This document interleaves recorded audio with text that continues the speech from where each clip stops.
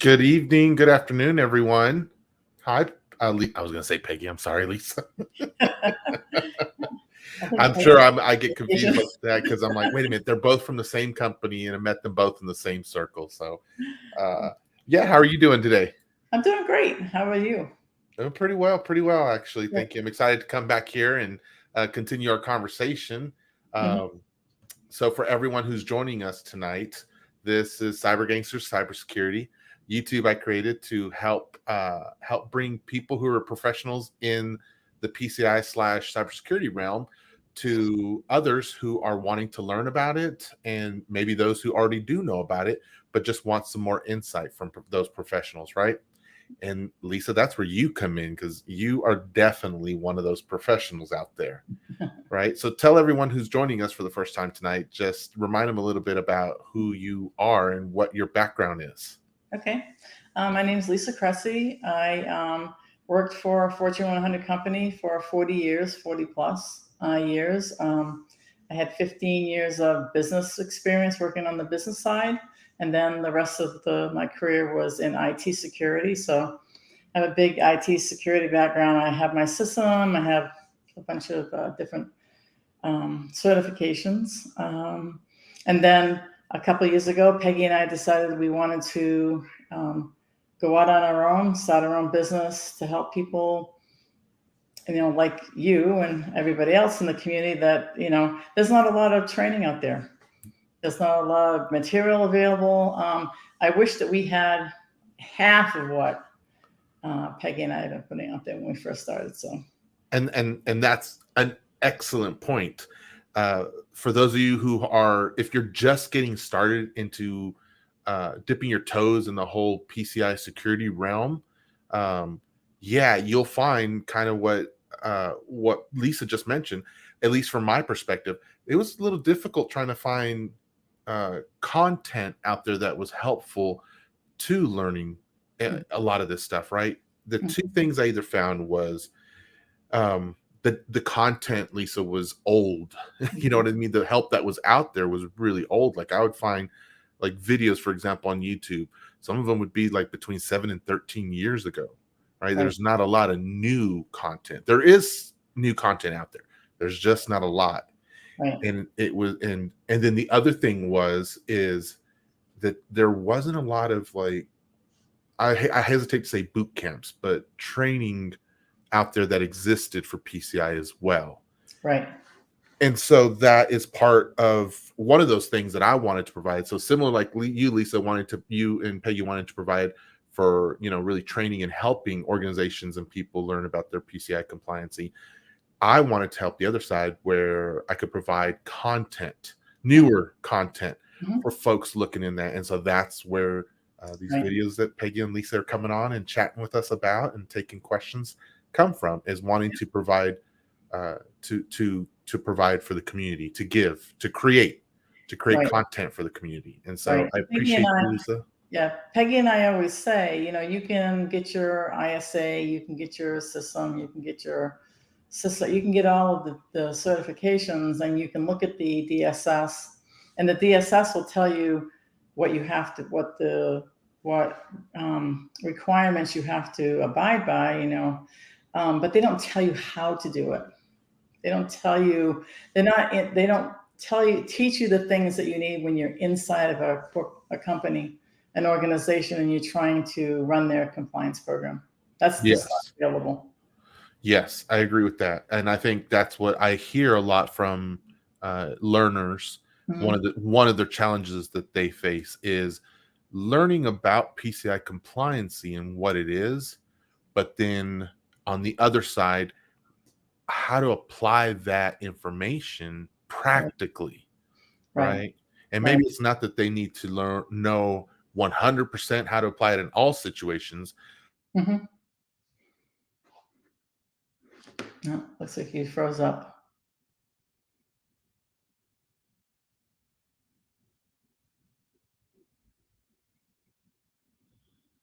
Well, uh, it looks like he froze up. So let me continue a little bit. I hope everybody can still hear me. Um, but yeah, going along with that, the other thing that you have to remember is that not every merchant is the same. Not every merchant is the same size. Not every merchant has the same number of transactions. Their infrastructures are different. Somebody could be, point of service, others aren't. So it really depends on the organization and the risk that they have based on their environment. So Yeah. stuff that we try to teach are things that anybody can. It's regardless of the type of merchant you're working for. What we're talking about is stuff that really applies to the DSS and how to get that assessment over the line, type of a thing. So Thank you for that. Sorry about that. I do get a little hiccups every now and then. So if it happens again, just continue on. I will be back on. It usually doesn't take too long though. But yes, so with that, just kind of helping people connecting some of the dots, we're talking about how we have learners who want to know how to apply the PCI compliant or PCI DSS to organizations so they can be compliant. There's a practical component there that's missing that Lisa, you and your company helps provide for us. And then, through our journey, we were introduced to a term called Continuous PCI Compliance, right? A program. And that's where part one of this video, where Lisa introduced us to a little bit of more of what that term is. So do you mind kind of briefly covering some of the stuff we talked about in part one, at least maybe what the definition of continuous PCI compliance is, right, and then kind of some of the points that we talked about last week, Lisa? Yeah. So last week we talked about, what is a PCI compliance program to begin with? Are you doing an audit? Are you doing an assessment? You're doing a little bit of both. In the end, that's the way it is. For the audit, you're checking off the boxes, but in the end, the assessment is you're looking at your controls. If there's a failure, providing guidance, helping your technology teams make the adjustments that they need, doing a gap assessment, adjusting, doing all those things so that they can become compliant and sustain their compliance.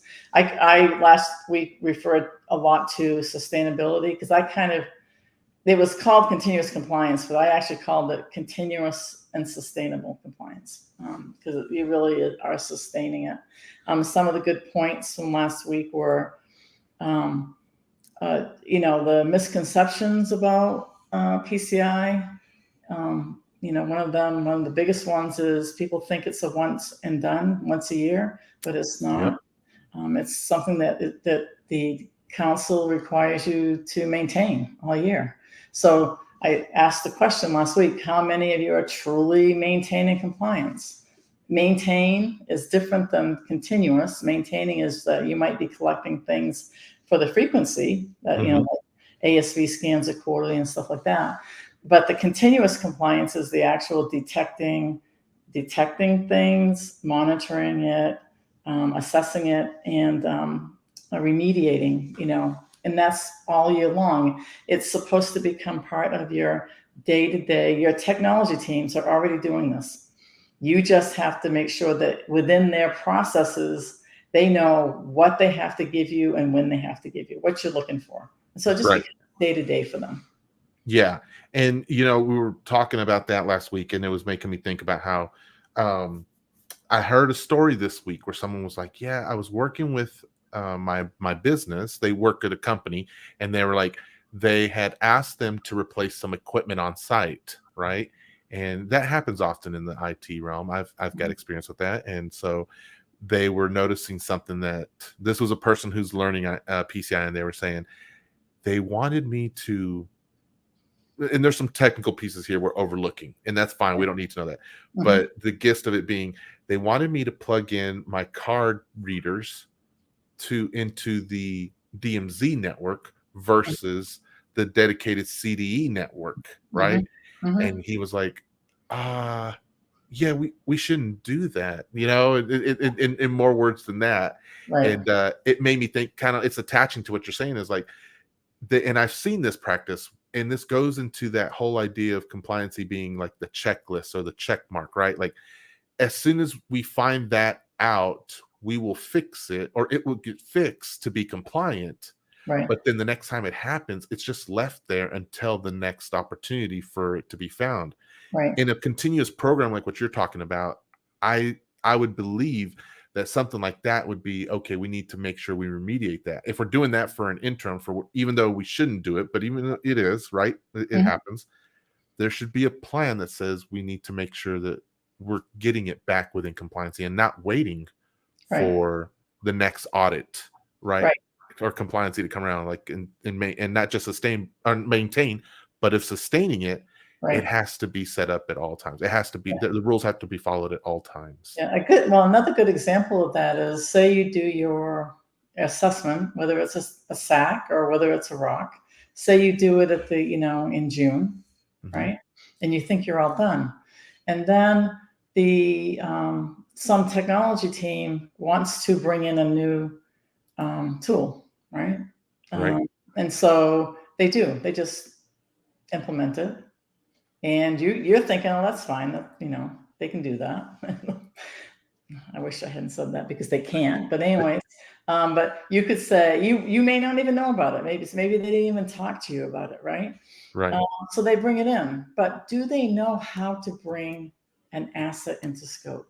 And we talked last week about there's servers and there's firewalls and all these other devices, and they all have uh, like the OSs are all built out, right? So it's easy to spin up a new Windows server, right? Right. Is that server hardened? Is it hardened? Can they even harden it? So the problem that when I was saying they want to introduce a new technology into their, they want to add some more servers because it's a new shiny thing. I used to call it the new shiny thing. First off, it would be, okay, is it coming from a vendor or are we building it in-house? And either way, can you harden it? And these are the hardening standards. Hmm. It has to Hmm. have logging. It has to have, you know, firewalls. It has to have all this other stuff.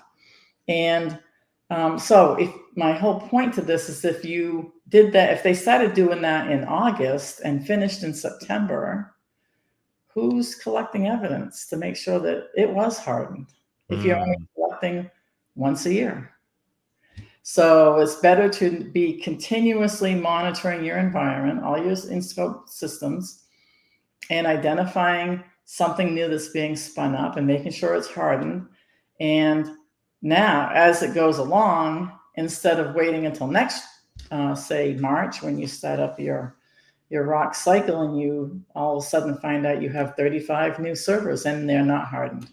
Hmm. So that it doesn't look good at all when a QSA comes in and they find out you have 35 new servers and they've been in there since last September.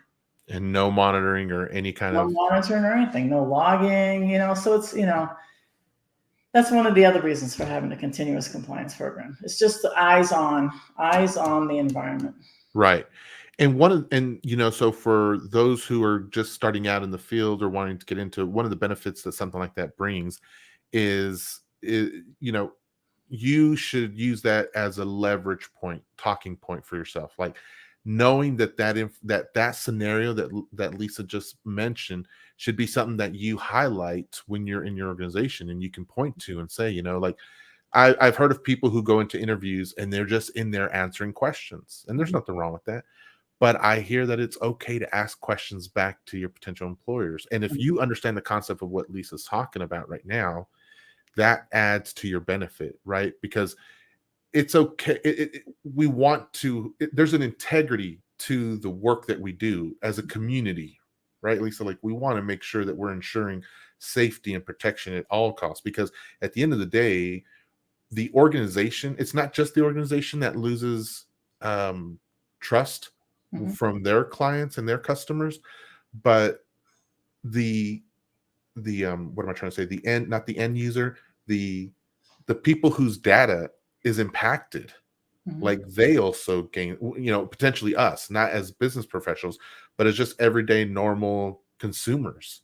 Right. Like, our data is potential to be breached or taken and done stuff with, and it is like, we deserve to have that also. As consumers, we deserve to have our data protected from an organization.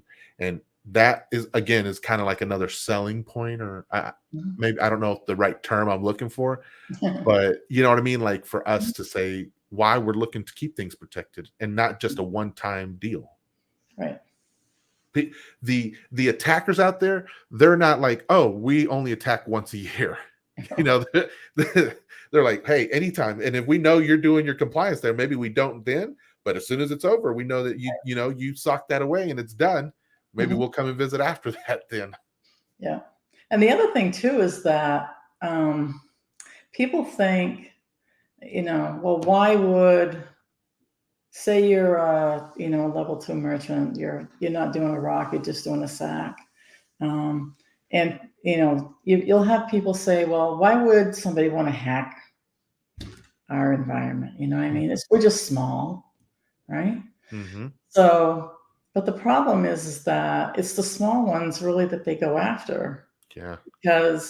Because they can go in, they can get in, they can hack in, and then they can do things undetected. And if you have, say you have, 100,000 customers, right? You're going to have way more than that, but say only 100,000 customers, and they can skim off $1 a month. That's $100,000 a month. That's just one place that they've hacked into. So, but we also talked last week too about it's not just about them breaching and being able to get customer data. It's really about the reputation of the company that you're working for. Yeah. That's something that is challenging for any organization to quantify with a dollar amount, right? That's challenging. Yeah. But when you look at an organization and how much money they spend on advertising, for example, that gives you a little glimpse into how much their what do you call it? Their outward appearance is, how important it is to them. If a company's willing to dish out any amount of money on advertising dollars whatsoever, now imagine this security breach happens. The money that they would have put towards just sustaining a good name, now they have to go towards assuring the public that they are safe and secure and reinvesting that trust into themselves, which I'm sure takes a lot longer than it does to sustain their place in the industry, right? In people's minds, in people's perceptions. Right. I don't know if anybody ever did a study on it, but when Target had their big breach, it was like 12 years ago. Yeah. How long did it take them before people, I know when I go to Target, that's the first thing I think of when I walk through the door. Right. And it's been 12 years. Yeah. It still holds in there. It's cemented in there. The stigma is there no matter what. So, yeah. And that is horrible to connect, right? That is horrible to connect. It is detrimental to an organization. And so, yeah. I know when I go there, I'm always looking at the card reader and I'm always thinking, I'm like, I know it's not, but still it's like, I'm kind of wiggling around and just like, I'm always hesitant to use the self-checkout lanes. I'm like, let me just, we all have our little nuances that we do when we go to these places, right? Oh, yeah. So, So I'm not trying to pick on Target because they're not the only ones, but whenever there is one and I'm gonna then be a consumer and use them, I always think, I wonder if they fixed whatever it was. So I wonder how long it took them. Right. And it's with any of those organizations. Like when I hear about someone who's been breached, or I've gotten one of those emails, hey, there was a data breach. We need you to reset your password, and here's a free credit monitoring service for you for the next year, or something like that. Right. I'm always like, gosh darn it. And I end up going to whatever it was, and I'm deleting all my payment information, all my address information out of there. And I'm like, you're really making this a hard first world problem for me to deal with, okay? Right. So yeah, and then the other thing that I think happens a lot with me anyways, is I will get a phishing email or a text. And they're getting really, really good at what they're doing. I mean, the last one I've got, the last one I was like, boy, is this really? It was like I really had to like dig into it. Yeah. And what I did, because when I used to work for the former company, if we got something internally as an employees, we were supposed to send it to our risk team, notify them that we, were targeted, even though we didn't click on the link and we deleted it. I sent it. I did the same thing for this company. So I'm acting on their behalf. Here, I just got phished, and maybe you should. I was surprised. It was. You wouldn't have. It would be hard to know. That it was somebody, and I was like, wow, that's going on, and at least they should give you a heads up. You know what I mean? That this is going on, and I actually did get a heads up the other day. And I do that too. I have Chase Bank, and they sent out a note and said, hey, there's a lot of phishing going on. So I was glad for that. But every time I get phished, I send it to the company. Yeah, same here. To the organization that, I'm dealing with. And so I say, here, I got this in my mail today. Yeah, in our company, when we get those, in the organizations that I've worked with in the past, I do not believe in this solo testing flex on myself. When I get those, I'm always like, hey, everyone, I get on the team chat and I tell everyone, I'm like, here's what the email looks like. Be on the lookout. If it's a test, then I want you to pass. If it's not a test, I need you to just, whatever. I'm like, just know that that's a phishing attempt. And 9 times out of 10, it's always the monthly, the tests generated from the company, which I appreciate. But still, I think part of that protection, it comes with a village type mindset. It cannot be just me by myself. I have to let people know. And when you let me know, thank you. I appreciate you. I do. So I got one today actually talking about it. It was clever. It was one of those where they copied the organization's letterhead, got a copy of it, and sent me a bill on it saying, hey, we're going to deduct this from your account. Please click that, all this other stuff. And I was like, ooh, you're fishy. You're so fishy. I was like, you try to get me. That's good. I was like, that's good. But PayPal's never sent me a paper invoice ever. So I was like, no, try again. Right. So you said, like you said, it takes a village. And even in the cases of, you're a consumer, you have a credit card for, say Costco. You get a Costco credit card. You're part of that village, and you need to help protect everybody's data, not just your own. So you would appreciate if someone helped you out. So I think it's just spin it right around, please. And you actually you had talked about last week something that was kind of interesting for me was the 3 types of controls, right? You talked about the detective, corrective, and preventative also. And so that was a good piece that I recalled from last week. And I was like, oh, okay. You also talked about the whole assessment versus audit piece, which I appreciated that. And it's funny that you mentioned sustainability, because that was at the last piece of the notes that I wrote here. I was like, sustainability. And so I definitely appreciated that. We didn't get to finish though everything that you had planned to talk about last week, and so I want to definitely make sure that there's that room for this week so that people can learn still. Yeah. So what we didn't talk about last week that I want to talk about today is the actual framework that we used when we stood up our continuous compliance program. And as I said last week, we followed my old organization followed NIST. So we used the NIST guidance, and which is one of the DSS requirements is that you should follow NIST, ISO. One of the one of those organizations is the best practice. Yeah. So if you want to bring up that slide that I gave you, we followed NIST, and so this is the slide that I created. It's actually in our resource center if anybody's interested in looking at it. But what you'll see on the left is, the circles. The inside of that circle, where it says NIST Cybersecurity Framework, those are there for areas. They call it identify, protect, detect, respond, and recover. I see that.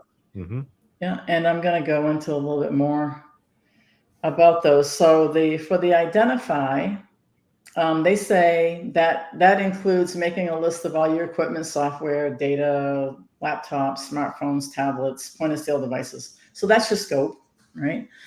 That's their guidance, is, identifying your scope. Also creating a roles and responsibilities for the employees, the vendors, and anyone else who has access to the sensitive data. And then identify what your cybersecurity policy is, and make sure you have steps that you have to protect against an attack and limit the damage if there is one. So that's the identify part of it.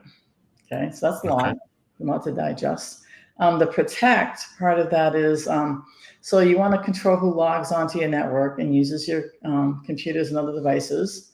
Use security software to protect data, encrypt sensitive data, conduct regular backups of your data, update your security software regularly, have formal policies for safe disposal of electronic files and old devices, and then train everyone who uses the computers, devices, and the network about cybersecurity. So that's the protect.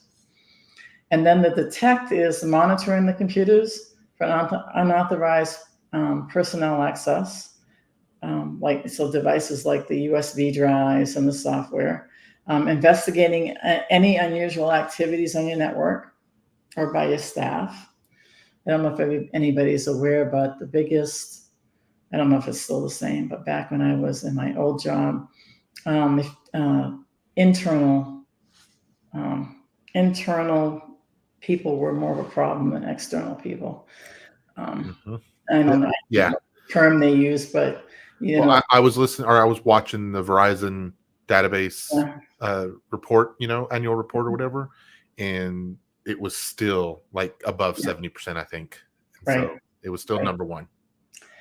So, and you can also help employees understand their personal risk in addition to the roles that they have in the workplace. So that's the protect. And then the detect, I just went to detect, I'm sorry. No, I didn't. That was detect, or I thought it was detect. Did I go to detect? Okay. Yes. And check your network on the detect part, check your network for unauthorized use or connections. The respond was actually having a plan in place to notify your customers, employees, and others whose data may be at risk. Keep your business operations up and running, reporting the attack to law enforcement and other authorities, investigating and containing an attack, updating your cybersecurity policy and plan with lessons learned, and preparing for inadvertent events like weather emergencies that may put data at risk. So that is the respond category component. And then the recover is what you do after an attack, repairing and restoring the equipment and parts of your network that were affected, keeping employees and customers informed of your response and the recovery activities. So that's the circle. That's their core framework for NIST. So now those are all things that we're supposed to be following as best practices. That's the guidelines by the DSS. So we're going to now go into, so if you look at on the right-hand side where you have your columns, so you'll see at the top I have NIST Cybersecurity Framework Core. So those are the 5 categories I just talked about. And then in the middle, you see PCI Compliance Sustainability Framework Core. So that's the continuous compliance portion of it. So what you'll see is you'll follow blue all the way down. So I'm going to get into more about what we only had 4 categories because we lumped protect and detect together. And I'm going to get more into that. So let's make sure I have my notes. I don't want to miss anything. So the governance they called it identify.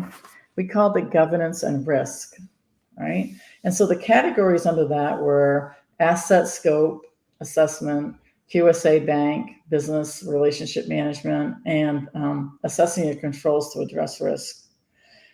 So in the first category, asset scope assessment, some of the steps that you would follow for that would be completing a scope assessment 30 days prior to an assessment, and then an interim scope assessment 6 months after your most recent assessment. So you don't just do scope assessment once a year, you do a scope assessment twice. And the scope assessment is going to include all of your network devices, all of your hardware, all of your people, all of your processes. So it's not just when you're thinking assets, you're not just thinking computers or desktops or laptops or whatever. And is that because like for user accounts and stuff like that, is that how like the connection between the people and the assets the people part of it is, are you using a call center to take your credit card information? Those people are in scope. I see what you mean. Okay, yeah. So and I've talked about this with people before. The idea of well, how does a person become in scope? And that makes sense is because when the credit card, we talk about, I've always known what is in scope as being what transacts, or how does a credit card process, travel, or store, where those three things. And if a person is taking a credit card number over the phone, everyone, then that's the credit card now travels from a digital to an analog or biological aspect, and then back into a digital by being re-entered into the computer. Right. So, yeah, because what happens in most of the data centers is a call comes in, they service the customer, and then they say, okay, it's time to pay. So tell me what your credit card number is, right? yeah. And they're hearing it. The minute they hear that number, they're considered in scope. Because when people will say, well, why? We just talked about malicious actors within a company, right? You could have somebody who's writing down credit card numbers as they're hearing them on a piece of paper, a pad of paper on their desk. Right. So, and then the other part of that too is that a lot of those phone conversations are recorded. They'll have some type of a recording. Like there's a digital service that is put on their phones and they can record. And a lot of times in these call centers, they're supposed to hit a button that stops the recording so that you can give your information over the phone. Right. Their quality assurance on that has people listening to those recordings to make sure that when they are stopping to record, that it is actually stopped. Right. And the technology that does the recording is not flawless, and there are times when it doesn't stop recording. So the person's, and so that comes into the whole QA, where people on there's a whole team that will listen to the recordings and make sure that stopped. If it didn't, they flag it because they have to purge it immediately if it recorded it. So now you've got another person that's heard the card number. So anyway, so that's how that's the people aspect. Okay. Right. Thank you. Yeah. And so then, of course, the assessor is required to validate that the scope of the assessment is accurately defined and documented. Because without an accurate scope, Peggy talked about this all the time, continuous compliance with hundreds of security requirements is next to impossible. If your scope is incorrect, then you've literally done an assessment on garbage in, garbage out. Yeah. Right? Yep. And then, of course, we talk about the sample selected for your in-scope inventory.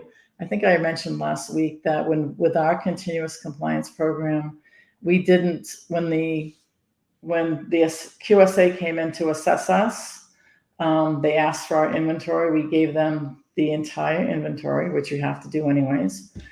And then based on how many Windows devices you have, based on all these different things, they select the sample.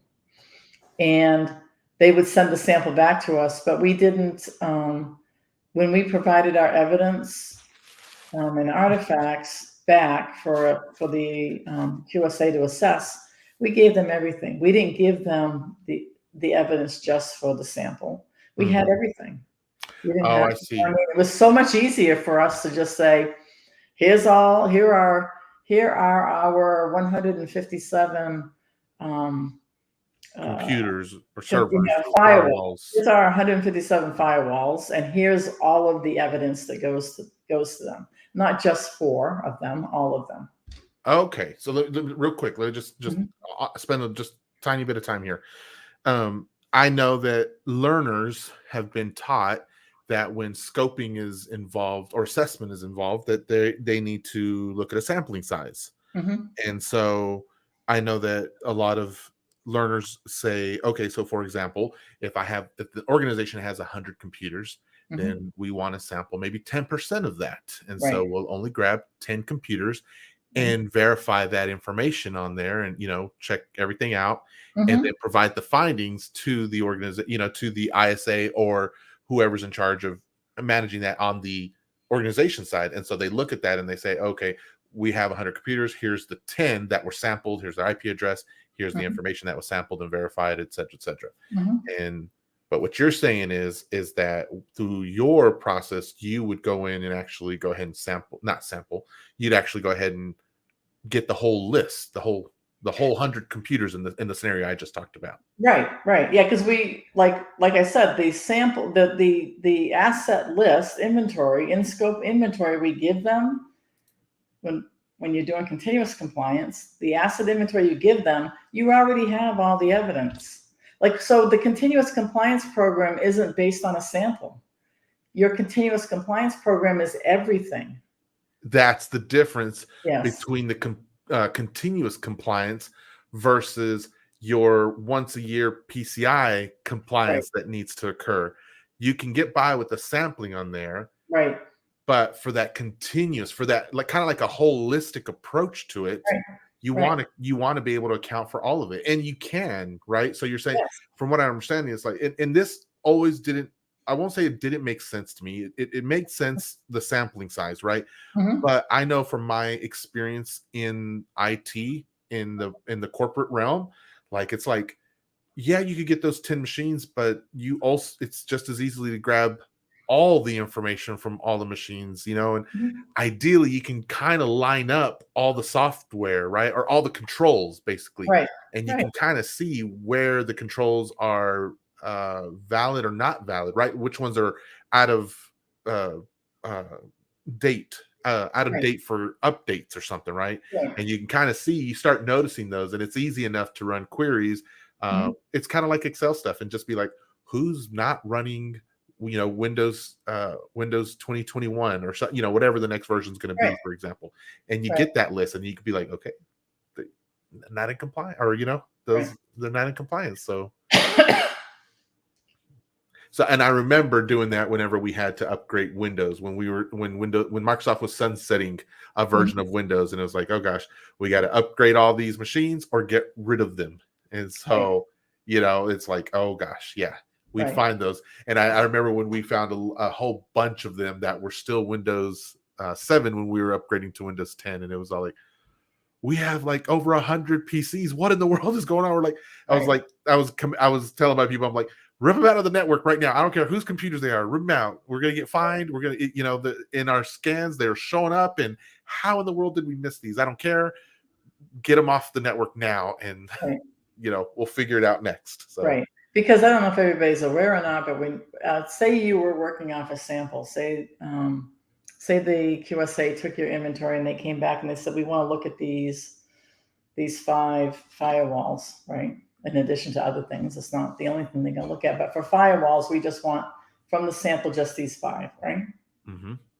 If you give them the evidence and the artifacts for those 5, and there's a failure on one of them, they're going to come back and say, we want to see 5 more. Or 6 more. Okay. Yeah. So then you have to pull, then you have another sample. And if that fails, so I mean, it's just, if you're running a continuous compliance program the way that it's supposed to be run, when you get ready for your ROC cycle or for your SAC, you already know everything is either compliant or in the process of being remediated, and they'll be compliant, within a specific time frame. So you're going to know that already going into it. So for us, we would, in the beginning, before we set up this program, we would say, okay, here's our sample. we'd send out the firewalls to the firewall people, the config servers to the config people, all those things. And they would send us back the evidence, and then we would then hand it off, right? Mhm. And that was always a hassle because they didn't want to go through all all of their data and just pick out 10, Yeah. So it was like, it was interesting because they would be like, they would send us reports that had everything on it, and we would have to pick and, go through it and pick out the ones. So they liked it better that they were just giving us everything. Yeah. Because they're not working off a sample. Their day jobs are everything. It's not just a sample. So it was easier for them to just give us a report for all the firewall rules for all of the in-scope assets. Here you go. And then we would hand it over to the QSA. If the QSA then wants to go through that list and pick out, the 10 that they were looking for, they can, but they didn't have to. They could see we were all doing the same thing. It was the same for every firewall, right? Yeah. So it made things a lot easier. It also, like we talked about last week, 50% of the evidence and the artifacts that we were collecting, Peggy and I were collecting it ourselves. Oh, We that's weren't right. even asking anybody for it because they had given us access to their data. Yeah. So we were able to run queries and pull it out. So, yeah. So anyway, so that goes to all the asset category. So for the next category, the QSA, the bank, the business relationship management, that was something that was very important. Peggy was I called her the go-between between the company, or between our organization and the QSA. We never let our QSA talk to anybody but Peggy. Oh, really? Yeah. Okay. They couldn't say, "Oh, we need to talk to your firewall guy." No, that doesn't work for us. You can talk to him during an interview, but you can't just talk to him about evidence that they've submitted. You have to go through Peggy. So then would Peggy be like, would she facilitate that, or would she gather whatever was requested from the QSA? They would tell her, because a lot of times they would come to Peggy and they would say, the evidence that we got for the firewall, a specific thing that they were looking at, doesn't meet the intent of the requirement. And Peggy would say, well, why doesn't it meet the intent of the requirement? So she would push on them. Mm-hmm. And so they would go back and forth. And then the majority of the times, it did meet the intent of the requirements. And she was able to say, because she knew the DSS. So she would say, yes, if you look at requirement 1.1.1a. And so, but that really goes to, you could have a QSA that is new and they're not really familiar Mm-hmm. with what they're collecting from the organizations and how it's meeting the intent of the requirement. That happens a lot. And I'm not bashing the QSA firms. It's that you're throwing somebody new into an organization they're very unfamiliar with. So everybody had to go through Peggy. And then if Peggy felt that we didn't give them the appropriate evidence, she would then reach out and say, we need new evidence for this device. And they would send it to her, and then she would assess it and send it back. Wow. So in during that time, Peggy was the exact, like the QSA linked directly with the company, only as Peggy being the point of contact. Right. Yeah. So Peggy actually, in our workflow for the ROC, the evidence would get collected, and then it would go into the workflow management tool that we have. Yes. And then Peggy would assess everything before it went to the QSA. So we would know, because we already been doing this. So if something came in and it was not correct, it wasn't what we were looking for, she would send it back. So it was very much Peggy and the QSA through the whole compliance. It's almost like there was an additional layer of QA involved, right? Now, would you say that in your experience and through conversations and everything, is that a common relationship? Does the QSA traditionally work only with an ISA in a lot of things, No, or is because it kind of like just yeah, however way it works yeah. as Well, organization to organization? so based on what we've heard from people in the industry, I don't think that they're aware that they can tell their QSA, like we would tell the QSA how they're going to do our reporting compliance. We're going to start with this, and then we're going to go to this, then we're going to do the interviews, then we're going to do, we would tell them, we would give them a calendar schedule. This is what we're doing for these weeks. We're going to deliver to you requirements 1, all of the evidence for requirement 1, or all the evidence for requirement 2, and you're going to get it in this week. So we controlled the schedule for that assessment. Does that help, Lisa, with, okay, 2 things real quick. Mm-hmm. Because I have traditionally believed that QSAs are the like top of the chain, if that makes sense. And this is my definition or my perspective I'm sharing, okay? And I'm not saying that's correct, but I have led myself to believe that QSAs are traditionally the top of the chain when it comes to PCI compliance, right? Like that is the de facto expert, the high supreme whatever, right? I've also understood that QSAs are people that do not work at an organization. They work for a QSA company, kind of like a lawyer works for a firm, kind of like a lawyer works for a firm. A QSA works for a firm similar like that also. Right. And they go between different organizations to help them be compliant, right? Right. What I'm hearing wait a minute. The QSA isn't helping anybody be compliant. They're assessing you to see if you are compliant. And then if you aren't, they can then guide you through what you might need to do, but they're not helping you be compliant. You own your own compliance. You're responsible. Your organization is responsible for their compliance. Okay. The QSA is responsible for making sure that when they assess it and they sign off on it before it goes to the bank, that's where they come in. They're the final say in whether or not you're compliant. But you own your own compliance. You're supposed to own your own compliance.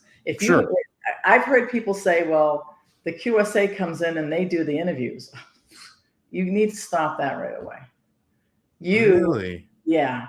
They can come in to do an interview, like with us.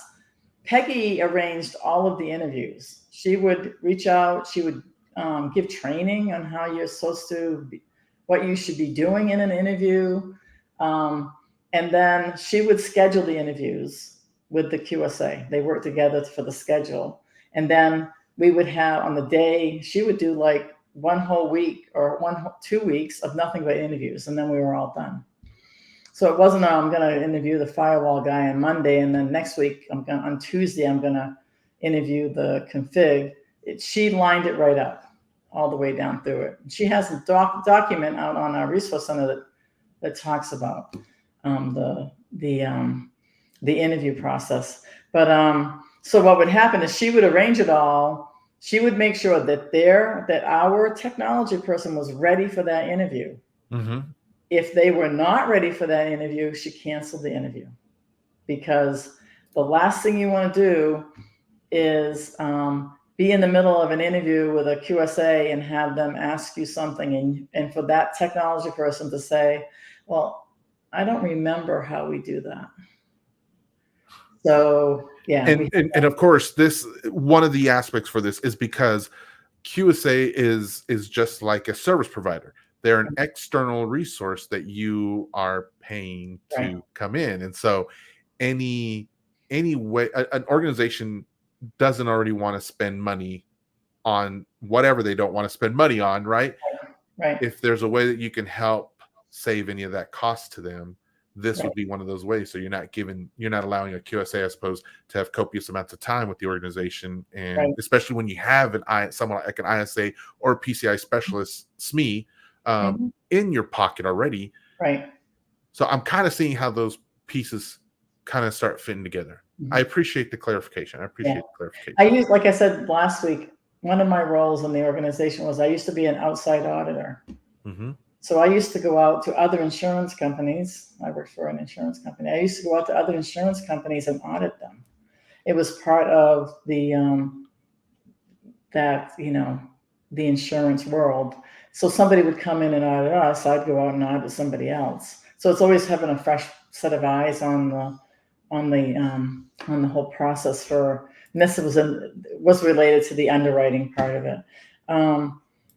But another reason why you don't let an auditor just have full access to your technology SMEs is they're only supposed to be, they're here to assess the control, and you don't want them going beyond that. You don't, because an auditor will ask you for everything. An auditor will keep digging, right? Right. And you really don't want that. I'm supposed to be compliant with requirement 1.1.a, and what does that look like? What do I have to have? That's what they're looking for. So going above and beyond that is, we wouldn't allow it.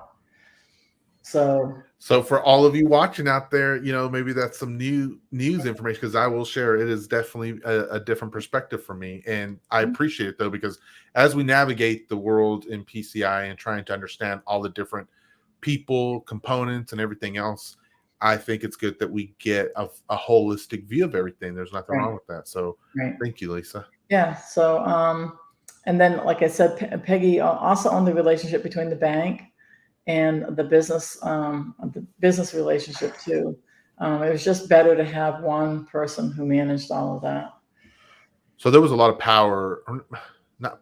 authority, access that was given to you both in your previous roles to be able to get all the information from everyone, from all the. Right. I know. I've talked to some people and I've said, well, did you ask your log team for something, for this, information? Mm-hmm. And they're like, well, can I ask my log team for that? Yes, you can. Yeah. But and I get it, the interpretation with, approaching some of these groups. And my experience with some of these engineering teams is not always one where they are, they like to hand over, oh, you need this? Sure, everyone, here you go. And they hold that information with some pretty tight security themselves.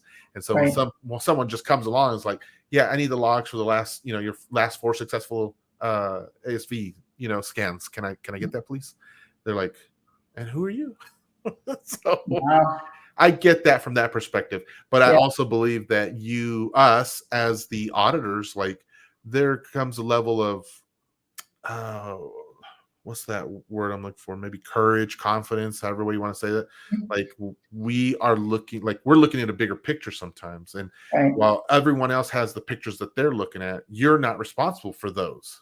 But you are responsible for the one that you are being put in charge of. And so my take on that, Lisa, is like, we have to be assertive a little bit when it comes to needing this information and be like, yeah, I need this. I'm not looking to post this out on the internet if that's what you're asking me, but I just never understood why somebody working in this field would take a job at a company as, on their PCI program, and then that company wouldn't think that they had a right to be asking whatever questions they want to ask. True. You know what I mean? I'm here to assess, to help you get your assessment.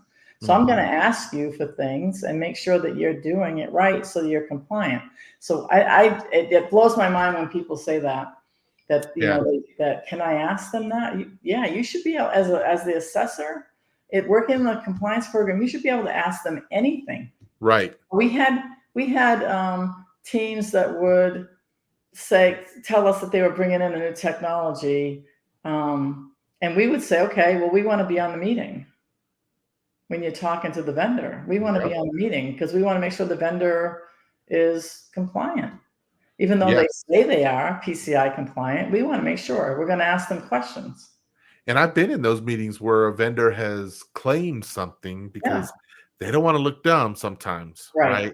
And so they might just say yes to some random question, but that random question is part of a bigger deal. And so it's like, yeah, can you show me that documentation? And I am a stickler for that type of thing, Lisa, because I'm like, I hear you saying yes, but I really need that assurance.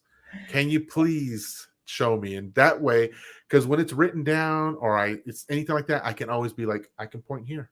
You know, I can always say, well, I didn't believe just Steve said it, but Steve either wrote it out or he showed me where in the documentation it was. And here's where we can point to every time that shows its Right. compliancy on this date, et cetera, et cetera. So, Right. you know, Right. I'm with you on that. I'm with you on that. Okay. So be confident, y'all. If you're going Yeah, into the yeah, field and you're getting hired in these areas, be confident about what you need. Don't yeah, be, don't yeah. hold back. It's yeah, like I said last week, I tended to be. I'm not a hand holder. I don't wring my hands. I'm not a hand holder, and I I tend to be aggressive. They probably would call me aggressive because, and it's not that I'm aggressive. It's that I'm not afraid to ask you for something. If you want to call that aggressive, go ahead and call that.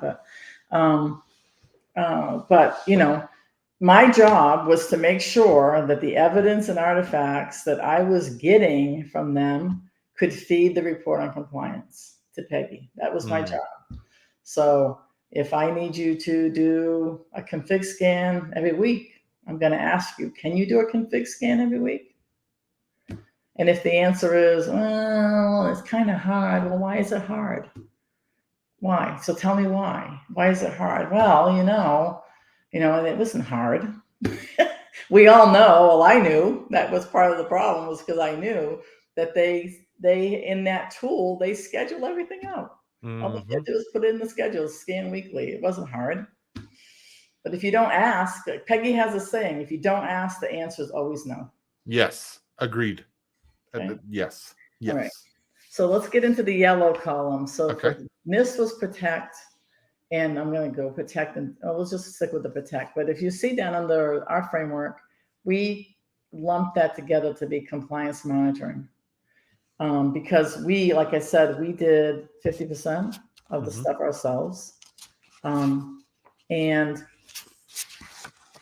we automated a lot of things. So the automated assessment workflow for our framework, that was, we used in my old company, we used Jira for that. Oh, yeah.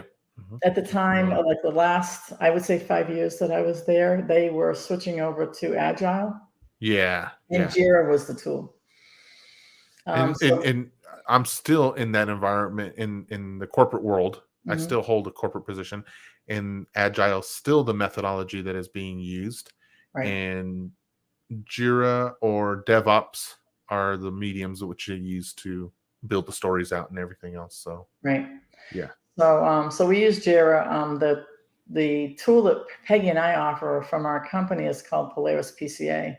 So it's basically the same thing, only we've built in our knowledge base and other best practices and stuff like that. If anybody's interested, they can go out to the website and look at it. So what we did with that was we set Jira up so that we didn't have to send out emails asking for evidence for a requirement. We put all that, we literally took the DSS, put it into the tickets, scheduled the tickets to automatically go out in a certain time frame. And they would go out to the person that was responsible. And if we didn't get the evidence back by the due date that was assigned, they would get a reminder. And then if we didn't get it after it was like 5 days past the due date, it would send an email reminder to that person again, and it would CC their boss. So we kind of got heavy on them about that because you don't have time.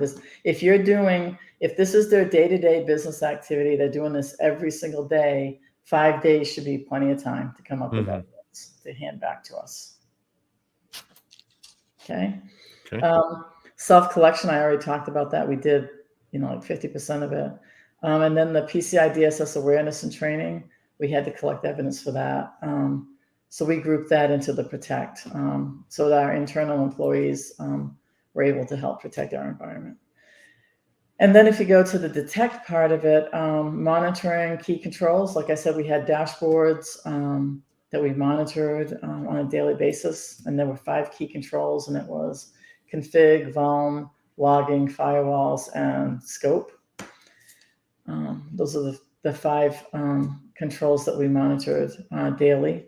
And then the continuous compliance was, we monitor it, we increase the frequency of collecting the evidence. So like I said, in the config space, we were having them scan weekly. Mm-hmm. And then after their scan, it would go into our dashboard for us to monitor and to assess, so that we were making sure we were continuously compliant. And then the compliance reporting, we had, as part of our dashboards, we had the CISOs, the CIOs, anybody involved in the compliance program had full visibility into what was going on, what was failing, why it was failing. So we had that all built in. So that was on the detect and the protect part of it. And then in the, so for the respond part of it, all their stuff under the, under NIST, it's all about what happens when you have a breach, or you have to open up an LCERT. So that category really is all about that. And we had a group that was responsible for that. So we kind of lumped all of those up there, the response, the communications, into what we called integration and escalation. Mm-hmm. Because we knew that they were already doing that as part of a control. So what would happen is if there was an issue, we would do a gap analysis. We would suggest process improvements to stop it from happening again. And we would also work with them on compensating controls if they weren't able to fix it. We could, in some cases, we could do a compensating control. So that's on that section, that was the gray section. And then on the green, in the recover, for NIST, it was all about recovering after you have a breach or an LCERT, improvements and communications. So it kind of goes along with the respond. Ours was all process. So if you had something happen, was there issue tracking? What were what in-process improvements did you put in? And we integrated that with the report on compliance. So it really was very smooth, the whole way the framework worked, and how we were able to continuously, maintain compliance. So that's the framework. And then you'll see at the bottom, I also, for our product and consulting services, I align some of the services we offer. So in the blue part, where it's all about scope, we have a scope assessment guide that's in the resource center. We can, as consultants, we can work with the company on relationship management. And then in the compliance monitoring, I talked about Polaris PCA, that workflow management tool that we created. So that was, and that also for the compliance monitoring part of it, because in that tool we created, you can also do dashboarding for visibility. Okay. And then in the respond that goes with integration and escalation, we can provide consulting services for a gap analysis, and we can also help with remediation of any issues. So if you don't, a lot of companies are small and they don't have dedicated program managers or dedicated project managers for PCI. So they're always trying to they go to the well and say, oh, who do I have that can take on another project? Mm-hmm. We actually offer that as a consulting service. We can come in and program manage the effort to get remediation done for something. And then in the recover part of it, Peggy has a report on compliance planner that's out on the resource center. And she also has her interview and observation schedule. So that's where I said she talks about, this is how you're going to set up your interviews and your observations. And this is what you're going to tell you're going to give this to the QSA and say, this is our schedule for this assessment cycle. So pretty much it. Okay.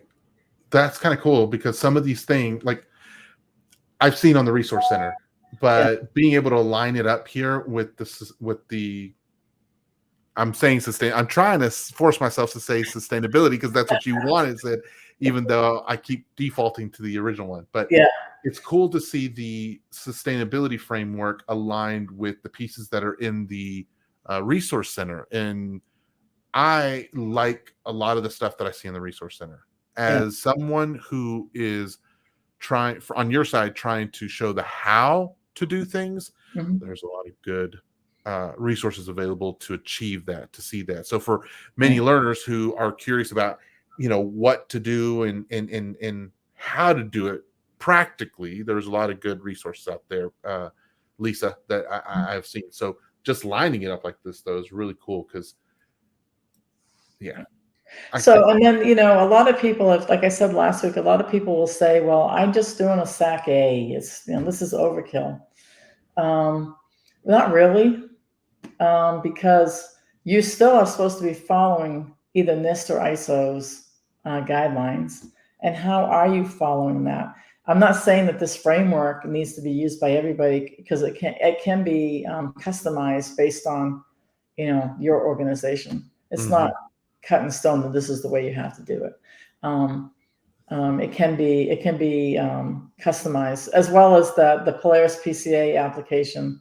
Workflow tool that we created is also customizable based on a company, a merchant, depending on their size and how much they want to do. You could have a small merchant who's doing a SAC A and they just want to use it for themselves to help, instead of doing everything on a spreadsheet and not having any visibility for other people to see into the spreadsheet. They could use the Polaris PCA to actually help them run their SAC and then do the dashboards for visibility. So there's all kinds of benefits out there for that. And then like I said, we use NIST. I do have another framework that looks just like this for ISO. So if somebody's using ISO 217, I think it is, the same thing, same layout is on there for ISO. It just aligns with their their framework or methodology, with their core framework. Yeah. So is NIST just one of the ones that is one of the more popular or most popular frameworks that exists out there, and that's why you lined up with it? Well, yeah, the reason why the company I worked for used NIST was because we used a tool called, they changed it at the end. I can't remember the name of the tool. But anyways, the tool that they used for vulnerability scanning and for config scanning, it was one tool, and it was easy because NIST owns NVD. I talked about this last week. They own NVD. It's the NIST vulnerability database, and so it's easy to take their settings or their vulns and their settings and import it into this tool that we were using at our company. It was Nessus. Nessus was the name of the tool. So with Nessus, you could easily import all of their settings and guidelines into NIST as a tool. That's why we use NIST. It also kind of aligned better with our organization. So, how would I want to be careful how I ask this. The thoughts that I'm having is I'm trying to think about time management, for example, right? Like there's a time management perspective here that, as a high level overview, me understanding this, like it looks great, but trying to sell this off to the, to the CISO or something like that, like how have you had success in selling a compliance sustainability program to an organization who, because my take on things sometimes, Lisa, is that the right people, or maybe the wrong people, however you want to say it, don't always put enough importance on things, right? And so being able to have having a good amount of tools to be able to sell it well is useful. And so I think there already is plenty here, but we know how that bottom line perspective works in the C-suite and what they're thinking of, and they're the decision makers, right? Right. do you have any tips for folks out here to sell this past what you've shared, if that makes Yeah, sense? the best way to sell it, like I said at for the takeaways last week, really look at your program. Look at your config controls. What's good about them and what's bad about them. Nothing's perfect, right? Mm-hmm. Everything, like I said last week, things change. Technology changes, people change. You could have a config program today that is great. It's running, like really smooth, like a fine-tuned engine, right? Mm-hmm. But then all of a sudden they change, instead of using Nessus, they start using Tripwire. Mm-hmm. Okay? Mm-hmm. And then all of a sudden you've got a whole bunch of failures. Okay, so not that that's a bad thing. It's just that it shows that you didn't take into account what could happen when you switched over from one tool to another. So that's what happens when you're not doing continuous compliance. Because if you were doing continuous compliance, you're going to catch that quickly and you're going to be able to fix things within the time frame that you're allotted. The other thing is that it's way easier to do continuous compliance where you're monitoring and making sure everything is compliant all the time, instead of having to spin up projects that last 6 months at a time. Yeah. And people, the technology team, like I said, they're there every day doing a specific job, right? To keep the lights on. We called it lights on, lights on, lights on. They're not able to spend time with lights on if they're spending 6 months sitting in a room trying to figure out how they're going to fix 18,000 config failures because you'd made a change. Yeah. So it's really the best way to say it is you need to be proactive. Don't be reactive, be proactive. Yeah. So think about that. So if you actually are honest about it and you say, okay, this is our program, this is what I find is wrong with the program. Okay, first off, you have to have somebody who understands what's going on in the environment. So if you don't have somebody who is running your PCI program that understands what's going on, it's hard for them to sell anything. How are you going to sell something if you can't suggest that they change something, just a tweak a little bit, right?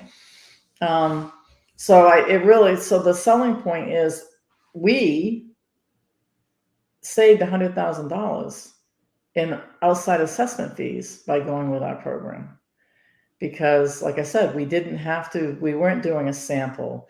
We were making sure everything was compliant continuously. So there was never that you had to keep the QSA on, keep paying them, 8 months, 9 months, 10 months, because you were in a remediation cycle and you couldn't get that rock signed off on. The other thing too is that if you don't understand your program, you also have to go to the QSA. If you don't understand it, you're going to be going to your QSA. Oh, yeah. That makes sense. Every time you go to them, it's costing you more money. Yeah, they're hitting that button under the table to start the clock. Yeah. So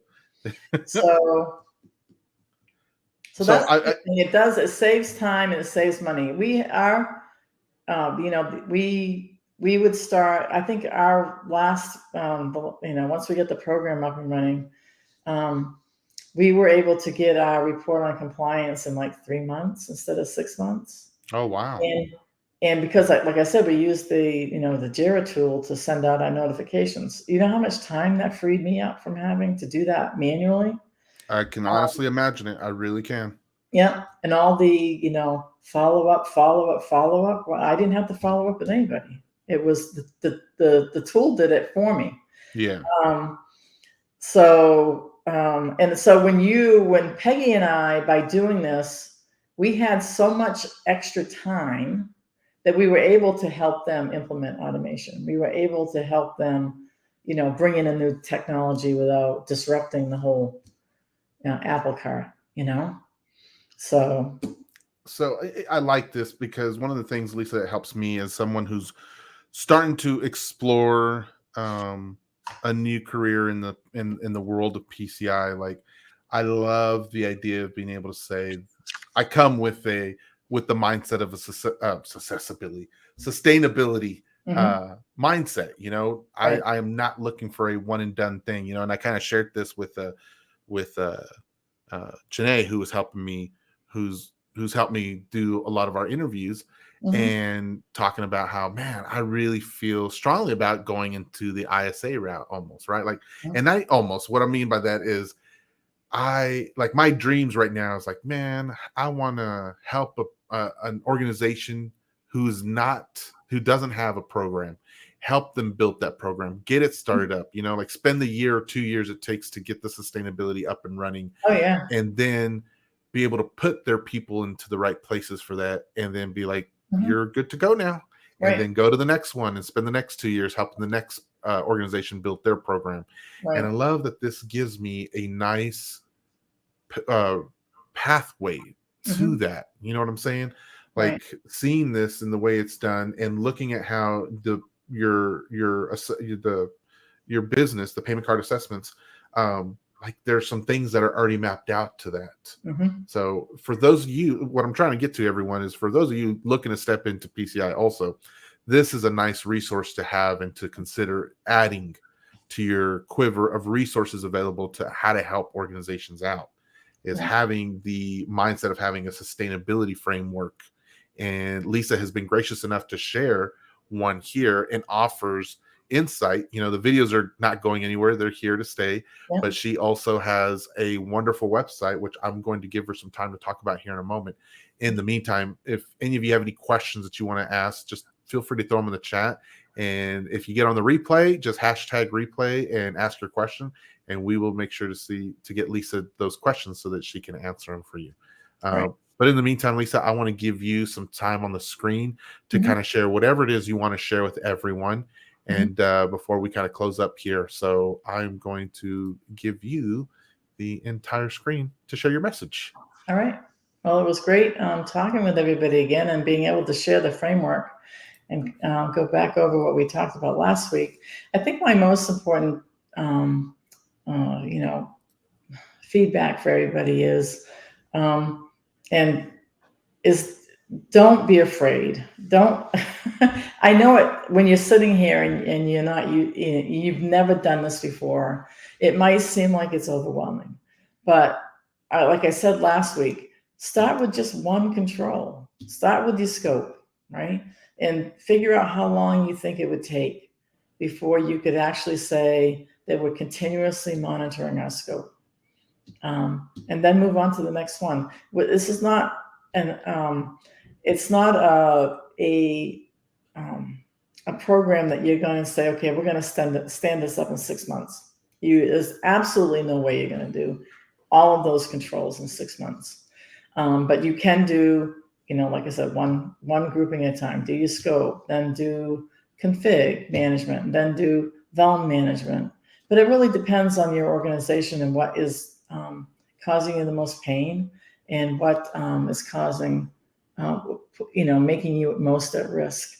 But it's all very doable. Like I said, when I started, they promised me they were going to give me 9 people.